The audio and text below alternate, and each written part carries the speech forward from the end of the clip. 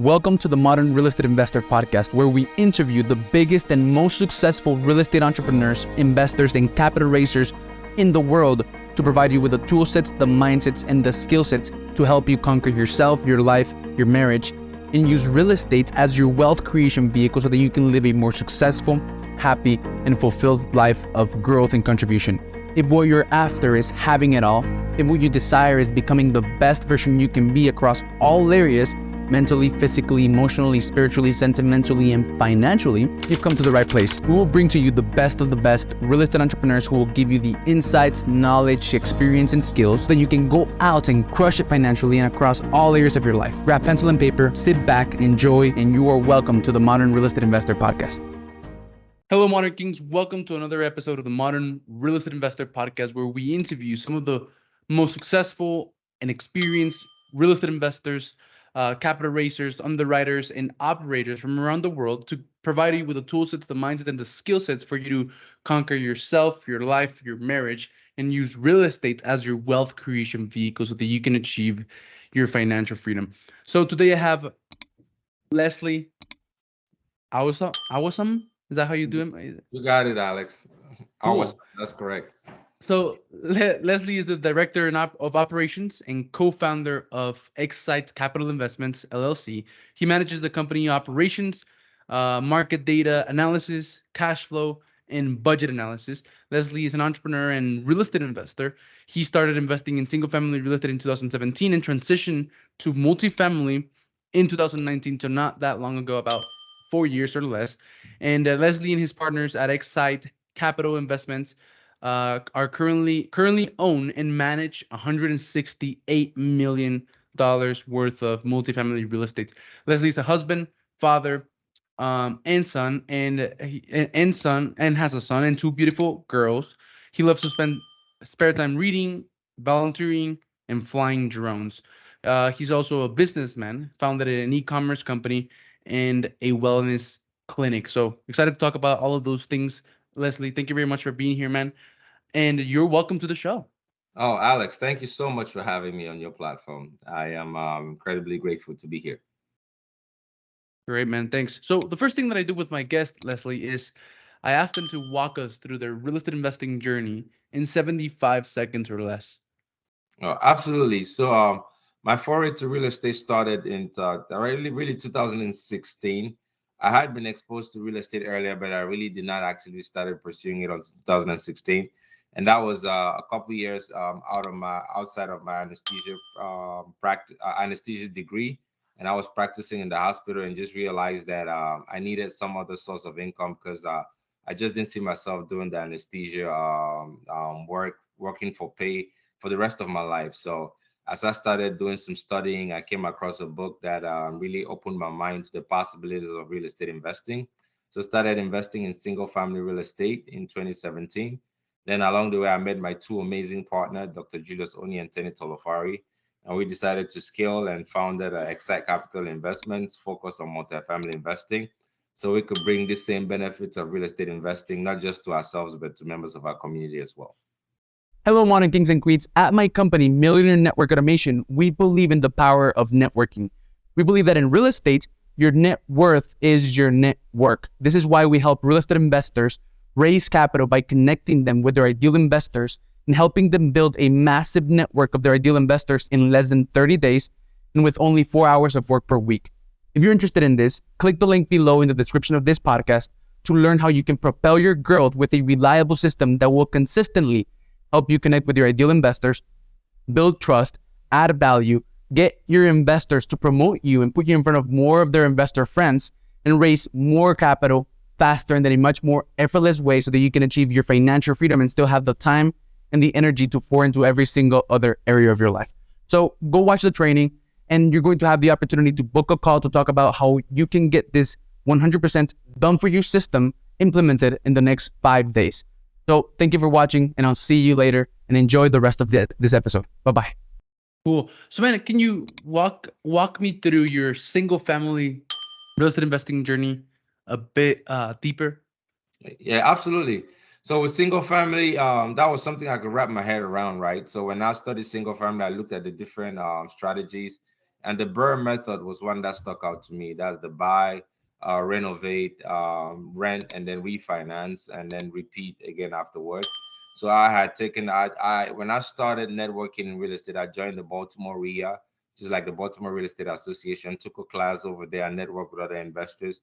Finally, took the plunge, got the courage, went and bought my first real estate property, which was a condo here in Greenbelt, Maryland. Did that method on it, the BRRRR method. We bought it, an estate sale, good discount. Did some renovation work on it. I put a tenant in there. I was able to refinance it after about 6 months. And with that refi, I was able to pull out a significant amount of money. The values had gone up by over $7,000. So that was when the light bulb really went out in my head. Like, oh my God, this is possible. This is really a way to grow out. And my intention really after that was to scale and continue to do that. Maybe do a two or three properties every year and keep doing that burn method. Then along the way, I met my first initial partner, Tenny Tolofari, and that strategy changed. Hmm. Yeah. So you decided to go big and go into multifamily. So in about 4 years, I would maybe right, Yes, four yes, years or less, you and your partners have been able to go from zero to over 168 million dollars in assets under management, right? yes, Um. So obviously, one of the keys to doing that is the team, right? So correct. could you talk to me about the team that you three partners uh form, right? And how is it that that dynamic has allowed you at Excite Capital to scale to 168 million dollars under management in under 4 years? Absolutely. So there is absolutely no way we would have been able to do what we have done over the last 4 years without the support and the trust of our community of investors. We founded Excite Capital under the premise that multifamily assets are a good vehicle of investment to generate passive income for busy professionals, which ourselves, we are busy professionals in healthcare and in IT. So we created Excite Capital Investment to serve that demographic, and that thesis proved to be true. We really knew there was a need, but we underestimated the amount of the need that was there. So when we came out, we've had a lot of support from my investors who have joined us on the ownership of these assets. And to add to your question, Alex, we have built a tremendous team, like a great team around us. I think that's one of our strategies. One thing we understand is we cannot do it all on our own. So we work very well with team members. We make sure that we hire the best in the industry in every aspect, from property management to marketing, to everybody that we bring, that we work together to serve the same purpose, which is to bring these great assets to our members of our community. And when you say your community of investors, the members of your community, what do you mean by that, Leslie? So multifamily assets. When we came across multifamily assets, I'm a nurse anesthetist by training. Our CEO is Dr. Julius Oni is an orthopedic surgeon. Tenny is an IT professional. So when we came across multifamily assets, and we were like, oh my God, these assets actually exist. We could actually invest in these assets and earn passive income. And we didn't know about it. And this has been in existence for a long period of time. When you come to the awareness of something, Alex, that Hmm. is around you, but you're not fully aware of it, it's like this light bulb goes out. So we start asking ourselves, everywhere you drive, the apartment complexes, and these are owned by people like us. So Yeah, how many people around us do not know that they could own this? just like you, right? Exactly. So we did a straw poll among our friends, colleagues, and other people, and none of them knew about this.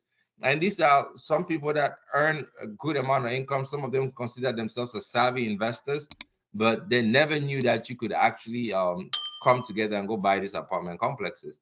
So that is the community that we went after, our healthcare community and our minority community. So we went after that community and started educating people. We focus a lot of attention on education and sharing that knowledge, so just bringing this to other people's awareness. And then by that, our community continued to grow.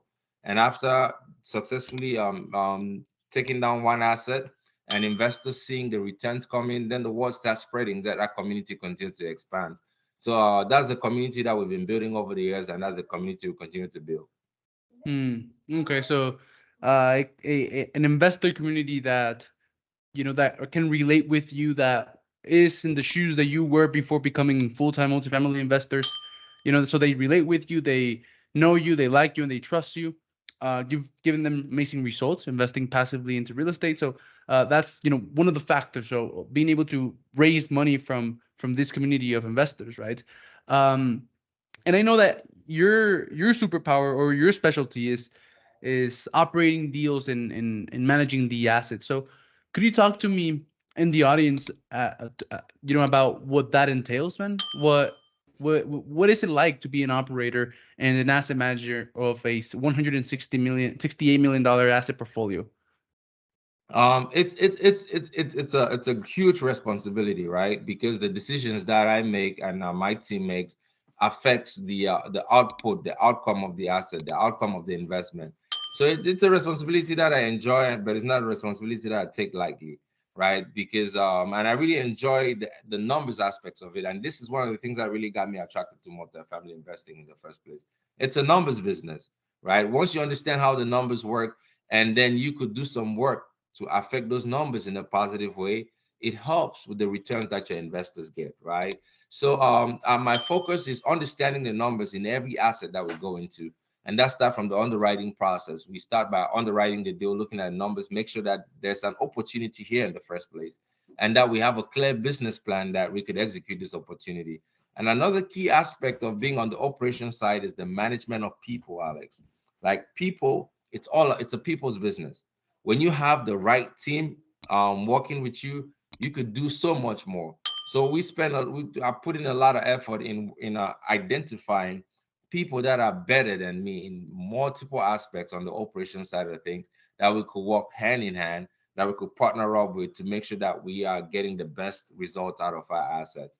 So we spend a lot of time. I have a weekly call on all of our assets with all of our asset management team, and another weekly call with our property management team, where we go through key performance indicators, KPIs for each asset. When we go into each asset, we create the business plan and we create KPIs for that unique asset and that unique business plan. And every week we make sure that we're focusing on that, focusing on the numbers that matter. Because at the end of the day, we want to get the results, right? We've taken the responsibility of saying that we're providing opportunities for others to invest.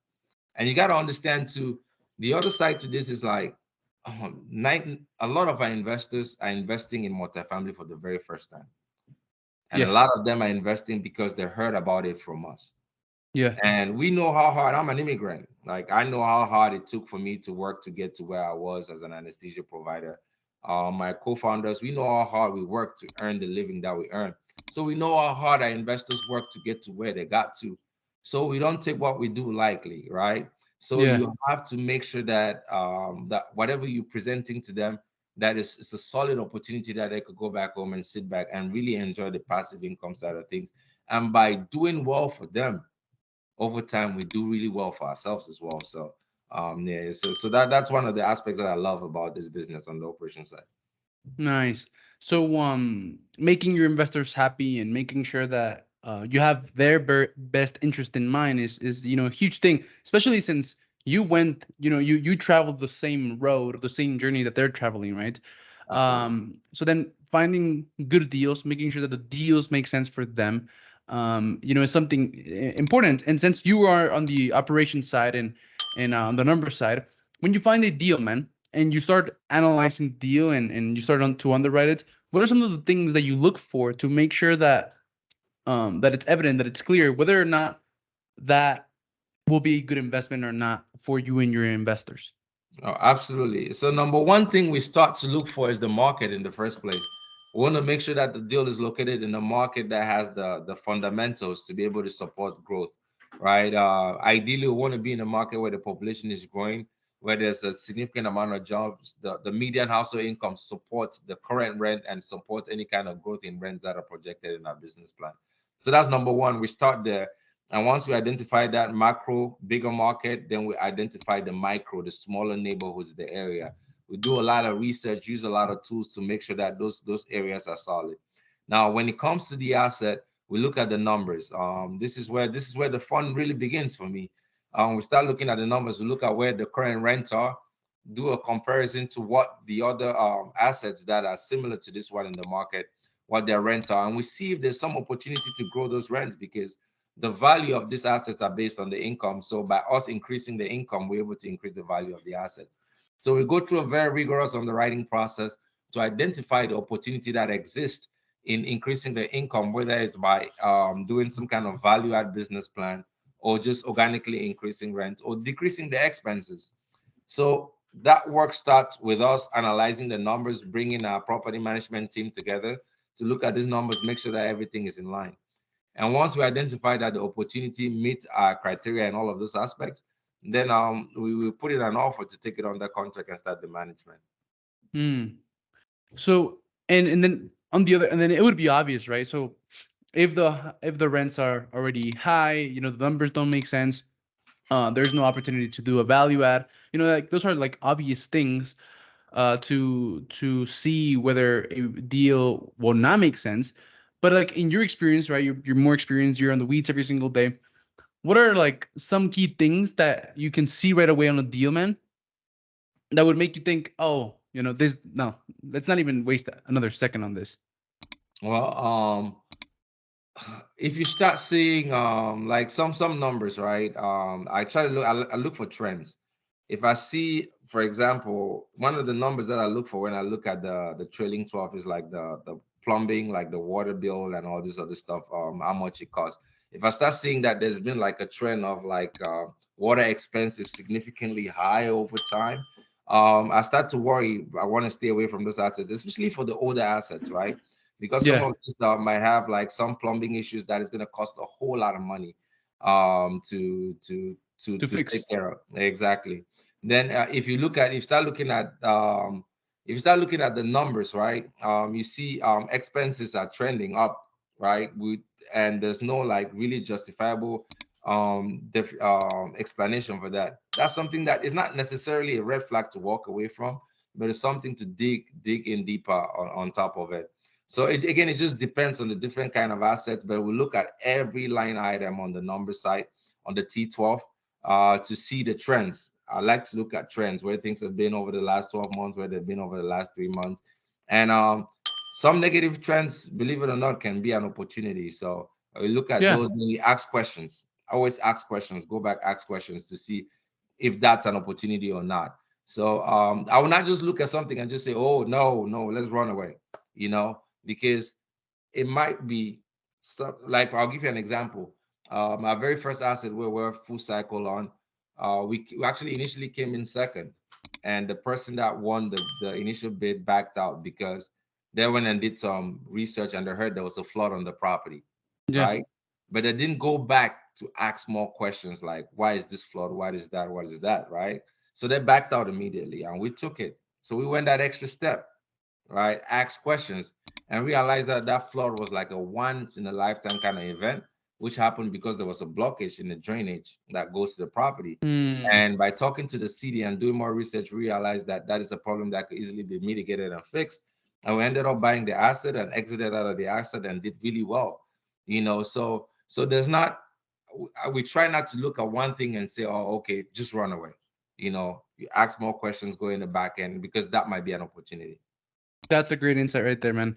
Ask more questions, right, and not just get scared, right? Because maybe Absolutely. maybe that those investors that came before you on that asset, maybe their criteria for investing is assets that have never had a flood, right? Maybe I don't know, maybe Exactly. they experience an asset with a flood and they could never fix it, and now they are like traumatized by it, right? So as soon as they looked at that, they're like, no, no, we don't do that, right? Exactly. So not doing that, right? Not bringing any preconceived notions of any kind of problem to assets, but looking things from a logical standpoint, right? Which I sense is like your thing, right? Like the numbers, like being analytical, logic, and all of that. Is that the Absolutely. case?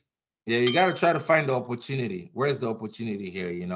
Because you might look at something as an ugly duckling, but then it's an ugly duckling that you could fix to something better. You don't just get scared. It's not going to hurt us to spend another 2 extra hours to do more research. And if there's Yeah. really no opportunity over there, then you back out at that point in time. Yeah, and then fixing and solving problems is exactly, where the money is made, right? When you add Yes, value to the yes. properties. Um, so Leslie, do you also find deals, or is operating and underwriting and analyzing like your main thing, and you have someone else who to finds them?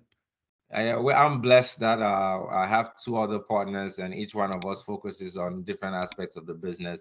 So I focus more on the operation side. Tenny Tolofari, my amazing partner, is on the acquisition side, and he has built an incredible team with him that they go out and look for these assets.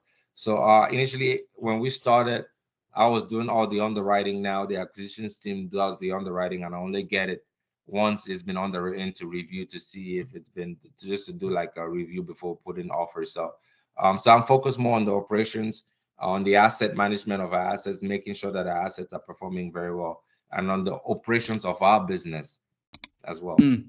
So to make sure that assets are performing well, what are Yes. some of the KPIs, man, that you try to hit on every single asset to make sure that it's performing well?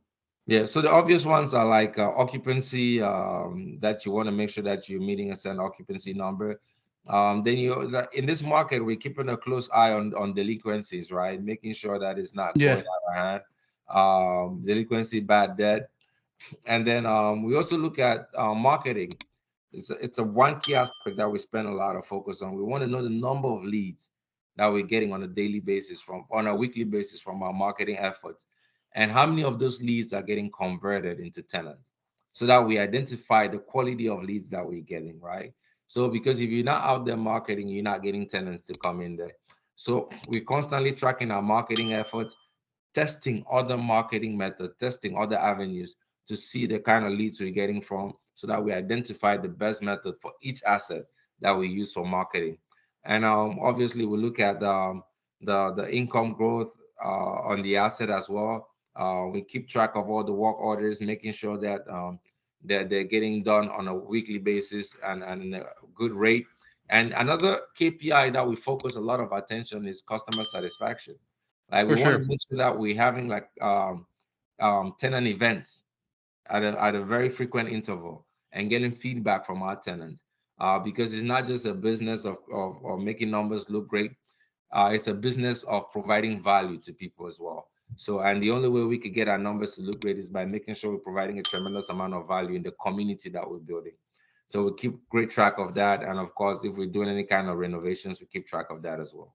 Mm, nice. That last one was great because it's like running a business, right? You could have all the sales in the world and all the customers coming in the world, but then if on the back end those customers leave because you're really not satisfying them or not making them happy or not really delivering on what you're supposed to, well then they're gonna leave, right? Yeah. So and then you're going to be in the game of like chasing more and more clients instead of like building like a network or a base of solid clients that will stay with you forever, right? Paying you every single month. So yeah, I really like that one because it's a huge thing in business, right? And Yeah. I know that you're a co-founder of an e-commerce business and a wellness as well. Can you talk to me a little bit about that, man? And what made you, are you like an investor and you're on the back end, or are you involved on the day-to-day as well? No, on the e-commerce side, I'm mainly an investor. I have a partner that is involved in the day-to-day aspect, and it's just I just saw I had an opportunity to work with somebody that I've always really wanted to work with, and I could not miss out on it. But he manages the business, and I'm just sitting in the back end. It's a pet supply store on Amazon, and he's doing a great job keeping that afloat. And the wellness clinic, it's in the startup phase. It's my wife's clinic actually, and Nice. yeah, I'm an anesthesia provider, so I'm going to be working for her soon once it starts. So Cool. it's going to be open here in Baltimore. It's called Vitanova Wellness Clinic. She's going to be doing vitamin infusions and infusions for drug resistant depression, ketamine infusions. So I'm really proud of her for the work that she's putting in. So I'm just supporting on the back end to see her grow this business as well. So yeah, so I'm kind of involved in that a little bit.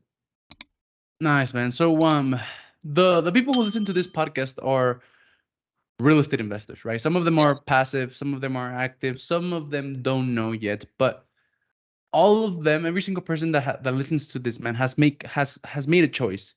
and that is to use real estate as their wealth creation vehicle. So, are there any opportunities that you may be working on that you may want to tell people about? So we don't have any active opportunities right now. Still looking. Hopefully we'll have something soon. But anybody that might be interested in any opportunities, just reach out to us. Join our investor club. Get on our website. Join our investor club, and you'll be the first to know once an opportunity comes up. Nice. And since you're looking for opportunities, what kind of assets or opportunities are you looking for and do you invest in? So we're looking for 100 plus units in the southeast. Southeast. Okay. Yeah, southeast region, 100 plus with some aspect of value add to it. B or C class properties. Yeah, so that's what we're focusing on. Mm-hmm. And the southeast. What does the southeast is made? What is the southeast made up of? I mean, I know you can figure that out with a simple Google search, right? But I would like you to tell me. Absolutely. So we're talking North Carolina, South Carolina, Georgia, Florida. So Nice. Okay. Cool. Awesome, man. Um. So, is there anything else, right? Like keeping the who listens to this podcast in mind. Is there anything that you may want to share with them, man? I just want to say, real estate is a great avenue in whatever you want to do, whether it's to get your investment goal or whether it's just to grow as an individual. I've been incredibly blessed to be on this journey, to have found real estate, to have found multifamily real estate, to have found the partners that I work with. And this is all because I took the first step in taking action. It doesn't matter whatever side of real estate you want to get into. I listen to your podcast. I see the wide variety of experts that you bring on here, Alex, to provide this amount of value. So whatever connects with you, it might be multifamily, it might be storage, it might be office, it might be anything. So whatever connects with you that you see, just take action and think big. Think about the greater good. Think about giving value to other people and just go out there and take action, like you are doing, Alex, here, spending a lot of time bringing all these people and giving this tremendous amount of value to other people. That's one of the things that I love about the real estate space. The whole aspect of value giving, of collaborating with each other. So I really love it. For me, real estate has become more than just a business to me. It has helped me grow tremendously as an individual. And I hope that for anybody else, all of your listeners that are listening to this podcast as well. Hello, modern kings and queens. I'm sorry for the interruption. I know you're enjoying the episode, but I have something super important that you must listen to. If you've been following this podcast for a while now, it's because of one of two reasons. Number one, you aspire to have it all, to unlock your potential across all areas of your life and achieve true freedom physically, emotionally, spiritually, sentimentally, and of course, financially. And or number two, you're a real estate investor or an aspiring real estate investor who has chosen to use real estate as your wealth creation vehicle to achieve financial freedom.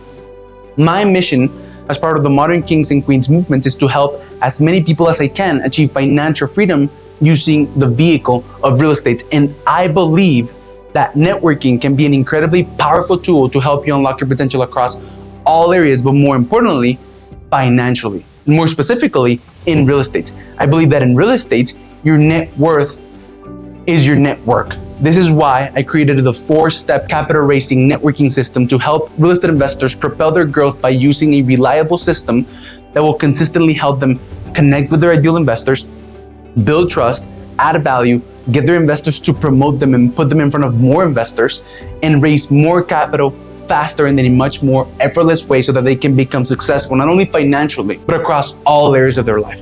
If this is something that you want, and this is something that you're interested in, click the link below to gain access to a training that will explain the 4 steps to building a high leverage network that you can use to raise millions of dollars in capital, propel your growth in real estate, and achieve financial freedom in a much more effortless way so that you can have more time and energy to pour into every single other area of your life so that you can become successful, not only financially, but across all areas of your life. In this training, you will learn 4 things. Number 1, aligned connections. I'll show you how to network effectively and how to make sure that your networking efforts work by leveraging a secret, little known concept called the cloak track. Number 2, networking tool. I'm gonna reveal to you a secret networking tool that the top 5% of successful real estate investors use to become successful. And I'm gonna show you how you can use it too to become successful and get out of that 95% of real estate investors that don't really make it. 3, high status communication.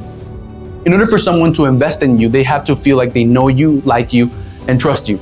A lot of people can communicate, but very few can connect. High status communication will allow you to build trust and add value in a way that will make people feel like they know you, like you, and trust you for years in a time span of 30 minutes. And lastly, the fourth thing is the attention multiplication machine. The world doesn't run on oil anymore. It runs on attention. And this last thing, the attention multiplication machine, will show you how to get wealthy investors to promote you and put you in front of more wealthy investors so that you can raise more capital faster and in a much more effortless way. So if this is something that interests you, click the link below to go watch the training. Make sure you stay all the way to the end.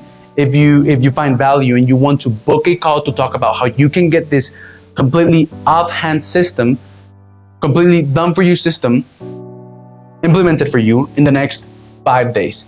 So click the link below. I'll see you on the other side. And I hope you enjoyed the rest of your episode. Thank you very much. Bye-bye. Awesome, man. So thanks for that. And to finish this podcast, I have a couple of questions. The first one is,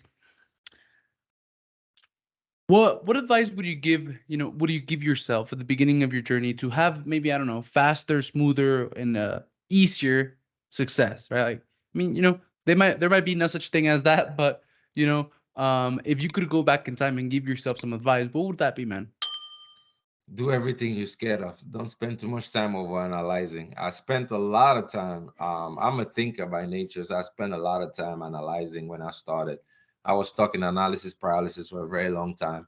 And a lot of things that I was analyzing, all the scenarios that I were creating were all in my creation. There was nothing real about them. So I would say stop analyzing and just take action. Just do what you scared. Cool. Great.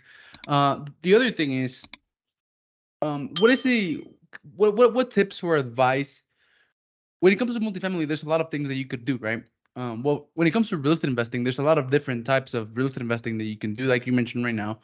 And then when it comes to multifamily, there's a lot of things that you can get involved in, like finding deals, analyzing and underwriting, and operating and capital raising and all of that.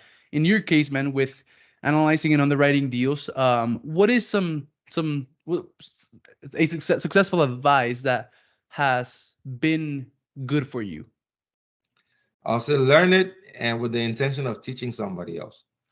Okay. So what did it for me for underwriting is I learned it and I said this was a skill that was challenging. And once I figured it out, for me to get better in it, I have to teach somebody else. So I started an underwriting class. We started an underwriting class and I started teaching other people how to underwrite. And during that class, one of the people that joined the class initially is actually my younger brother.